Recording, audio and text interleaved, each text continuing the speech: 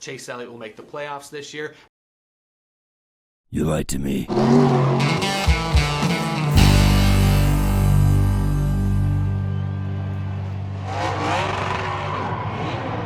How's it going, y'all? My name is Eric. Welcome to a special episode of Out of the Groove. Back in February, before the Daytona 500, I made my way too early NASCAR playoff predictions. Today, I will be reacting to said predictions.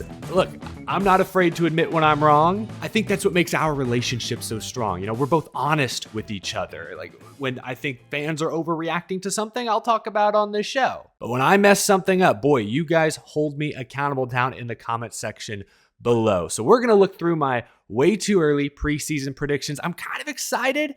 I'm also kind of dreading this. I hope my predictions aged well, although there's probably one or two I know of that didn't. Before we react to the video though, we do have to thank our sponsor today, K-Seal. You may recognize the K-Seal colors from, I don't know, one of the closest Truck Series finishes in recent history. Big Jordan Anderson fan over here, so it's my pleasure to welcome K-Seal to the show. Do you ever find yourself needing to add coolant or antifreeze to your car? If so, stop spending money on refill bottles or having to add water every time you want to go somewhere. K-Seal is the #1 selling cooling system repair product in the country and will safely and easily stop your leak.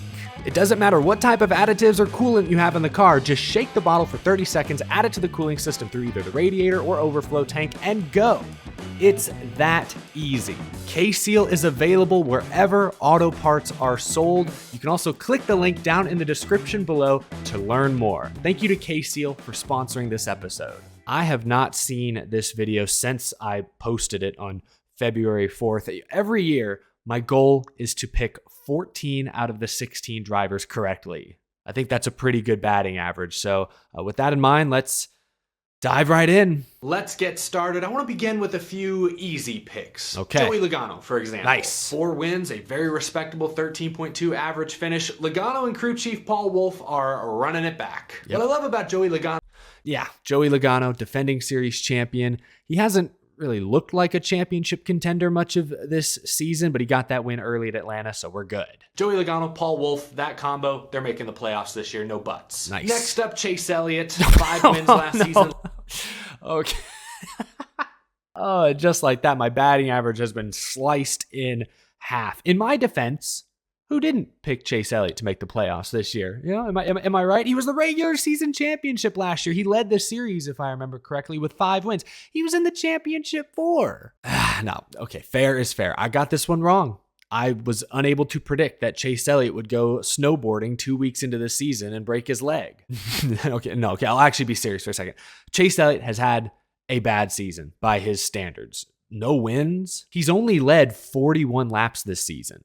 The last 3 seasons, he's led over 800 laps each. His rookie season, he led almost 400 laps. They have not shown winning speed this year. He's been good. I mean, he's kind of 13.2 average finish. If he doesn't get injured and miss those 6 races, he probably makes the playoffs on points. I mean, he finished, 70, 80 points behind Bubba Wallace for the final spot. Divide that by 6, he would have needed to average 12 or 13 points per race for those 6, which means he would just need to average a 25th place finish or better. Again, his average for the year is 13.2, so I think he would have managed that. So even without a win, if he doesn't break his leg, Chase Elliott probably points his way into the playoffs. He hasn't been terrible, just bad by his and Hendrick Motorsports' standards. But I got this one wrong. What else can I say? At least I can take solace knowing that I'm probably not the only one who picked Chase Elliott to make the playoffs at the beginning of this year. This is almost like a free space, right? No, okay. I'm 1 for 2. Let's move on. Chase Elliott will make the playoffs this year, as will his teammate Kyle Larson. All right, he didn't back on track. Up that 2021 championship season where he won 10 races, but he still won 3. Kyle Larson will make the playoffs, no problems. My 4th pick, and keep in mind, these aren't really in any particular order. I don't know. Chase Elliott might be the 8th seed, but these are just my 16 playoff or the drivers. 18th. The 4th guy I want to talk about is Ryan Blaney. This is my first maybe slightly risky pick because Ryan Blaney didn't win a race last year, at least not a points-paying race. He did win the All-Star race. Got that win at Charlotte this year. That Coke 600 win was huge because Blaney has not been super consistent this year. He's only got 4 top 5s. That's actually kind of terrible. Penske in general has been a little off, but still. Blaney was the only driver, as a matter of fact, to qualify for last year's playoffs solely on points. I don't think we'll get 15 or 16 different winners before the playoffs start for the second year in a row. I think we'll get with 13 or 14. So even if okay, so how many do we have this year? Let me check real quick. Let's see. 13 drivers won their way into the playoffs. There we go. And I guess if we count, Shane Van Gisbergen's win at Chicago, which didn't count towards playoff eligibility, then yeah, 13 or 14, depending on how you count it. Oh, hey, I nailed that prediction. That's like a little bonus point, a little extra credit, right? We got to add some Toyotas to this list. Alrighty. Denny Hamlin, he's going to make the playoffs, 2 wins last season. An Back on track. uncharacteristically bad 15.1 average finish. And that's not terrible, but considering the previous 3 seasons, his average finish was like 8th or 9th. Yeah, a little bit of a drop-off, no doubt. But he and Chris Gabehart have winning speed. He will win at least one of the first 26 races. And while he was inconsistent at times during the regular season, in the playoffs, Denny Hamlin never finished worse than 13th. He had 9 top 10s the final 10 races of the season. So that's some good momentum heading into 2023. That's something to remember. Playoffs are about to begin. I think Hamlin's a legit championship threat again this year. But yeah, last year, 9 top 10s the final 10 races. And people say Hamlin's not clutch. I know he's had some very unclutch moments in the past, but last year was not one of those moments. This year, I think they've got a little more speed. I think they might have a few more playoff points than they did this time last year. So watch out for Denny Hamlin, man. I forgot about how good he was at the end of last season. Hamlin will make the playoffs easily, as will his teammate Christopher Bell. Hey, all right. Led JGR with 3 wins last season, advanced all the way to the championship 4, was second in the entire Cup Series with 20 top 10 finishes. I'm very high on Christopher Bell and Adam Stevens. That unit, the 20 team, are going to do great things once again this year. Last year was not a fluke. I believe this is the year they emerge as the clear best team out of that JGR stable. I'll pause right there. That has not happened. Christopher Bell I think he's the 7 seed going into the playoffs, which is pretty good. That's not bad, but he's got fewer wins than Truex and Hamlin. I think he has less top 5s than Truex and Hamlin. They're obviously much higher seeds. They've got more playoff points. So, I was right about Bell making the playoffs, but so far he has not emerged as JGR's top dog, at least not yet. So next, and some may disagree with this pick, but Kevin Harvick, in his farewell tour season, will make the playoffs. I think he wins a couple of races like he did last year. Remember, Harvick's that didn't happen. Harvick went winless this regular season. He nabbed one of the 3 spots on points. Kevin Harvick's been good this year, but Stewart-Haas, I think, has continued to regress. But he's been good for the most part in the regular season. He's had a good final season. Playoff chances were kind of in jeopardy until he went back-to-back at Richmond and Michigan late in the summer. I think he will get a win earlier in the season. The whole retirement tour could very well be a distraction.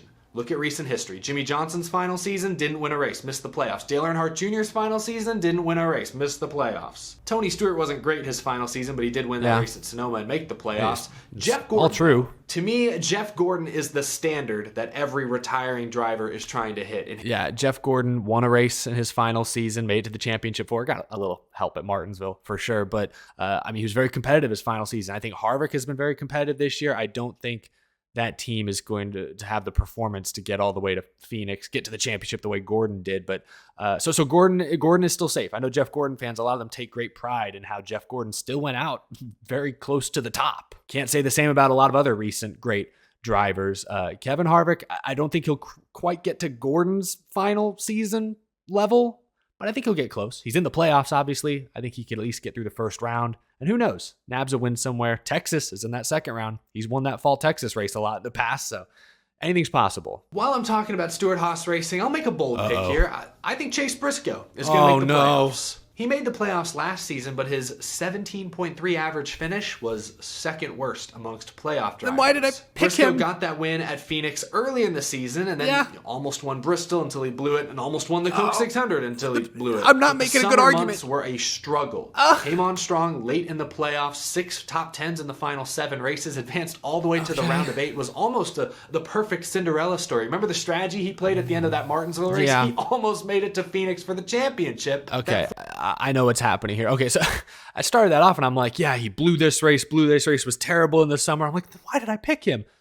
He did have a remarkable playoff run, but I should have known better. Like, sure, they made it to the round of 8, almost squeaked their way into the championship 4, but they didn't have great speed. They used either strategy, maybe they made some adjustments, took advantage of circumstances. Somehow they just found themselves in the top 10 at the end of nearly every playoff race. I should have known that wasn't sustainable, and I could see that Stewart-Haas was regressing year after year.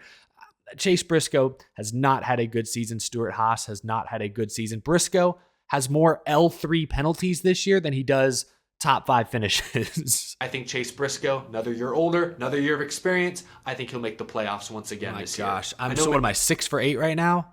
That means I need to go 100% the rest of the way to meet my 14 for 16 threshold. And these first 8, these are supposed to be the easier ones. Oh man, I'm not confident. Many of y'all are waiting for me to put this guy on the list, but Ross Chastain, okay. Yes, he will also qualify for the playoffs. Good. 2 wins last year, a series high 21 top 10s.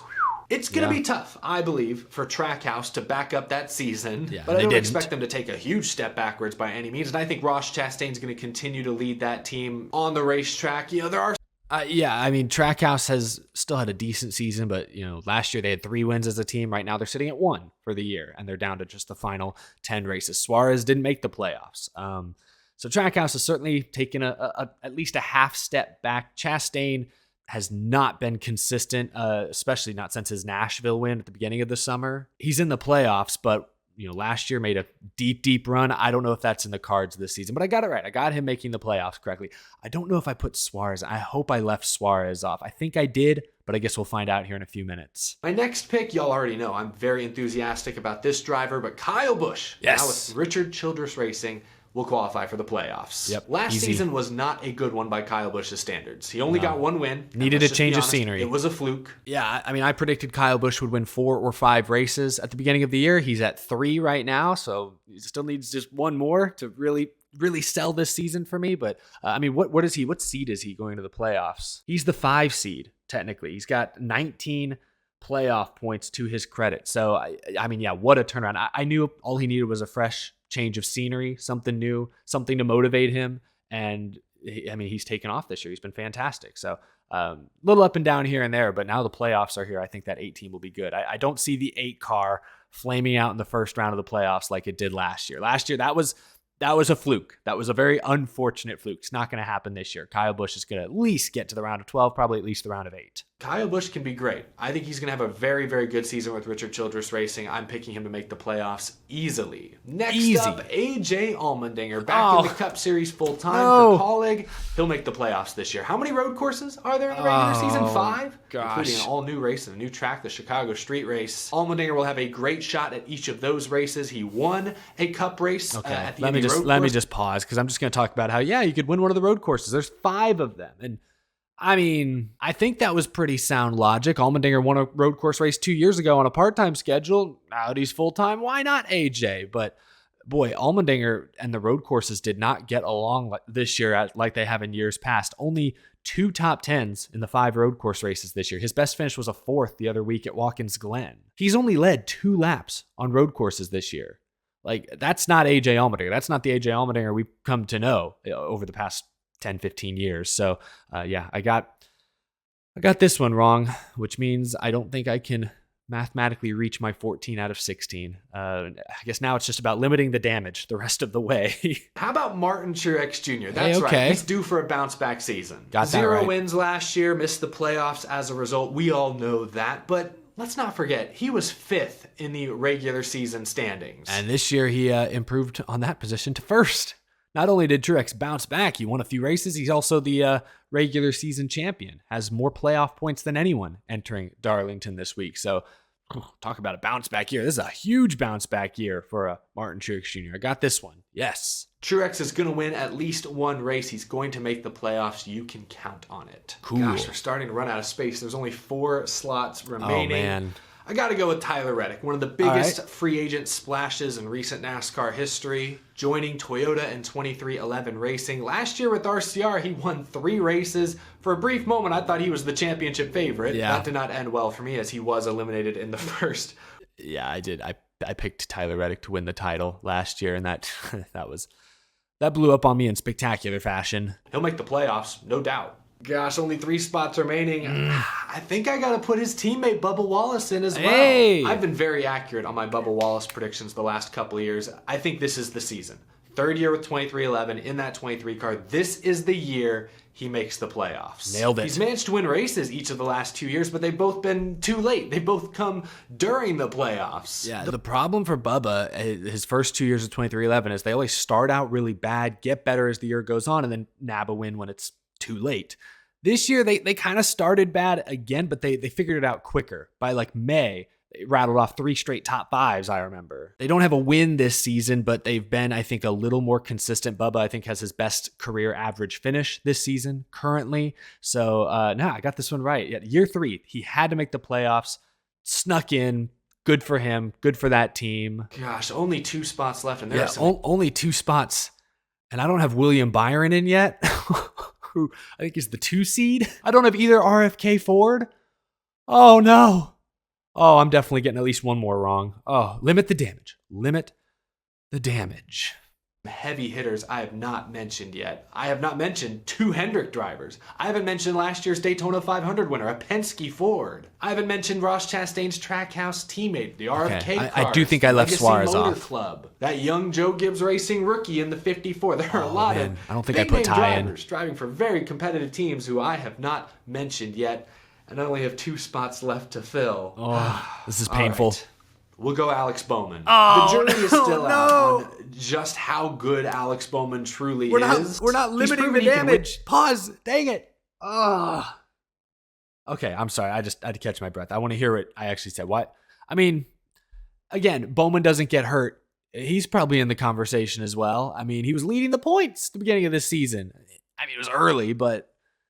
Oh, okay. Well, let me at least hear what I said. Win races in Hendrick equipment. He's proven he can make the playoffs. In fact, Bowman has not yet missed the playoffs since joining Hendrick Motorsports. Aged poorly. And in my opinion, that 48 team got better this offseason. No disrespect to Greg Ives, but Blake Harris. Blake Harris over from front row. I was a Blake Harris believer. Michael McDowell, 12 top 10s in that. Yeah, who would have thought Blake Harris leaves McDowell for Hendrick, and McDowell has a better season more or less than the 40. I mean, he's in the playoffs. He has a win. They don't. So, I mean, that was a shock. I really thought Blake Harris and Bowman were going to hit the ground running. And they did. They actually did. They started off strong. It just injuries, inconsistency. 34 car, you bring him to the 48, give him Hendrick resources, you give him a driver like Alex Bowman who is motivated this year. He's in a contract year, his sponsor's in a contract year. Yeah, I thought that would be motivational in many ways, but they got all that signed like in like April or really early, I thought, right? They signed those deals a long time ago, so he was secure pretty early in the season. Of pressure, but I think that's motivation. Alex Bowman, Blake Harris, that 48 car, I couldn't pick against them. Look, Bowman last season drove me a little crazy because they started off strong and they finished pretty strong until the injury at Texas. Yeah. But over the summer, they didn't do anything. Yeah, they were bad in the summer. They were terrible. They were an afterthought. I hate that kind of inconsistency, especially out of a Hendrick Motorsports entry, but this year, with Blake Harris especially, I think that 48 will be much more consistent. They're going to make the playoffs, if you ask me. Oh, that means I have only 1 spot left. Look, I almost had Eric Jones making the playoffs. I'm very high on Eric Jones. Dodged a bullet. Now with Dave Ellens joining him for their 2nd year.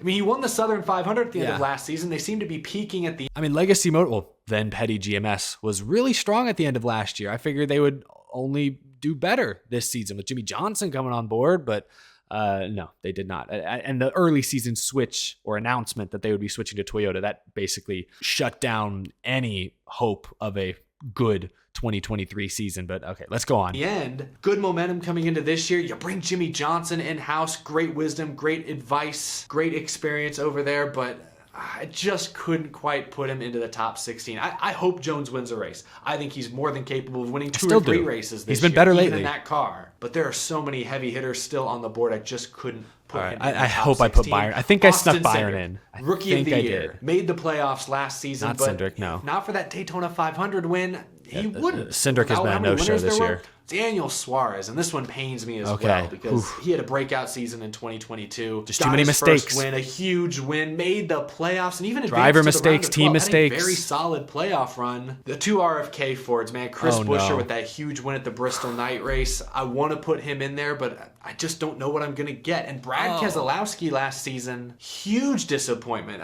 He can still drive a race car. The guy should still be in his prime, and they showed some improvement towards the end of the year, squeaked out a couple of top 10s. He led 109 laps at Bristol, that same race his teammate won. I just don't know what to expect. Every year it seems like Chris Buescher is right around 20th in points. If he can get a win before the playoffs begin, then obviously he'll make it in, but that's a big, big if. I just didn't see enough consistency out of the RFK cars last year. Couldn't put either of them in. I'm just speechless. Again, in my defense, by April or May, I'd realized my mistake. I'd realized that, hey, RFK, not only are they playoff contenders, no, all around they are the best Ford team in NASCAR. I began promoting that narrative for the last few months. And sure enough, I mean, Chris Buescher's won 3 of the last 5 Cup races, right? So I was unbelievably wrong in February, but I learned from my mistakes and I've carried the water for RFK since then. They've been great. They've been one of the most fun stories to follow this summer. I just didn't have faith in them in February. I guess that's part of why the story's been so fun this summer, is because at least I didn't expect this, and I think a lot of other fans didn't expect this kind of a jump so suddenly either. So, dang, that was hard to watch. That might have been the hardest segment of this whole video to revisit. Who's left? Austin Dillon? Guy always seems to find a way to. I haven't even said Michael McDowell's name yet. Oh no! Daytona got some help from his teammate Reddick. Eric Almirola again. Okay. I feel like he has one foot out the door. Justin Haley. I mean, I think he does. At this point, reports are that he is retiring at the end of this season. So, all right. Who else am I missing? McDowell.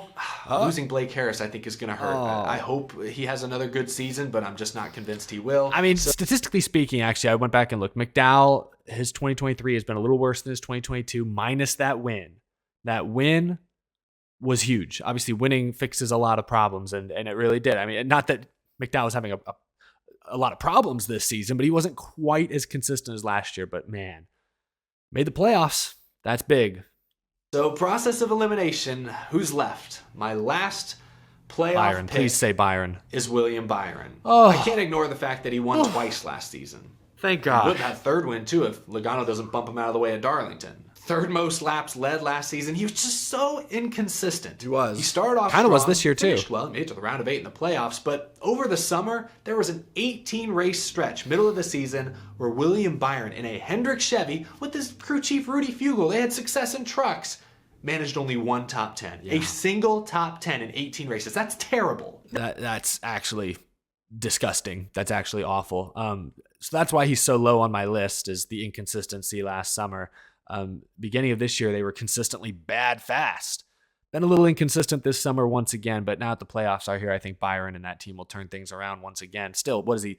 The winningest driver in Cup this year? I think he's the number 2 seed. Let me double check that. Oh, he and Truex are actually tied for the number 1 seed. So Truex won the regular season championship. That helped, but Byron has more wins and actually a couple more stage wins as well. So they're tied for the number 1 seed. Okay, that's good for him. Yeah, I mean, I got it right that he'd make the playoffs, but obviously I think he outperformed my expectations still. So I guess I can pencil this one in as I got it right, but I don't feel great about it. So, okay, well, let's wrap this up. William Byron driving a Hendrick car. I have to put him in the playoffs. Those are my 16 playoff predictions. This was tough.